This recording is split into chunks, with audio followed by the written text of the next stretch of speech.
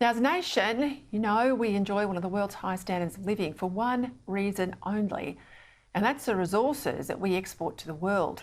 The iron ore, the coal, the gas that currently brings in close to $400 billion annually in export income.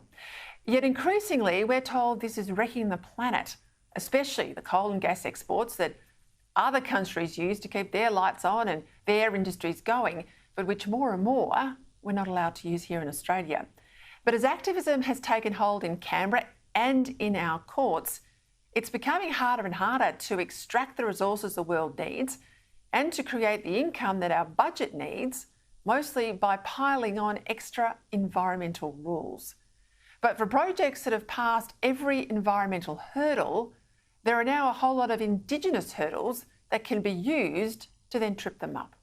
Last week, a single judge of the federal court indefinitely delayed Woodside's $16 billion Scarborough gas field off the coast of Western Australia because it had supposedly not consulted adequately with some Indigenous people, even though Woodside had been working since 2018 with the Aboriginal corporation of which the successful legal applicant had once herself been a board member.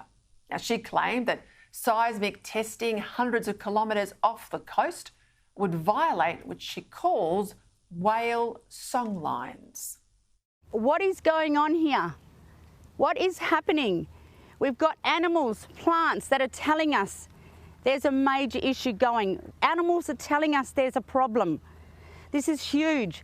The whales are telling us, they're showing us how much they love us, people. Why do you think they put the big love heart there? We love you. She's the voice of reason, according to the courts. Something similar happened late last year with the Santos $6 billion Barossa project near Darwin. Then, of course, there was the Adani mine, held up for over a decade by environmental and Indigenous lawfare, before it was finally approved after an overwhelming result in the 2019 state election in Queensland.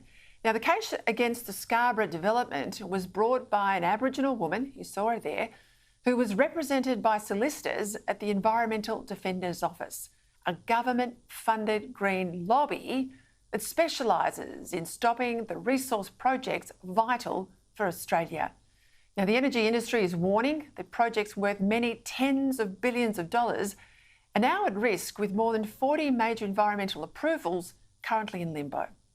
Energy producers head Samantha McCulloch says 40 environmental plans for new gas projects were queued up in the approvals process of the National Offshore Petroleum Safety and Environmental Management Authority, basically stuck there since last year's election.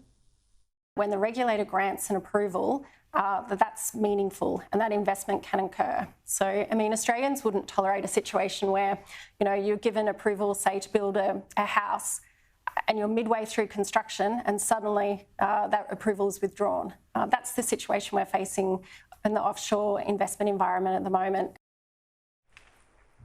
McCulloch says that many of the held-up projects would actually help to reduce emissions by facilitating a shift from coal to gas.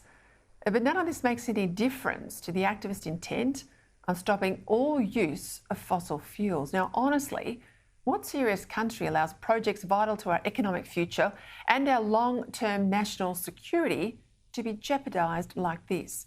And what serious country would actually use taxpayer money to fund people to engage in legal sabotage? But if a right to be consulted can be used to wreak havoc on the resources sector, how much more disruptive would it be a constitutionally entrenched voice that had the right to make representations on virtually everything?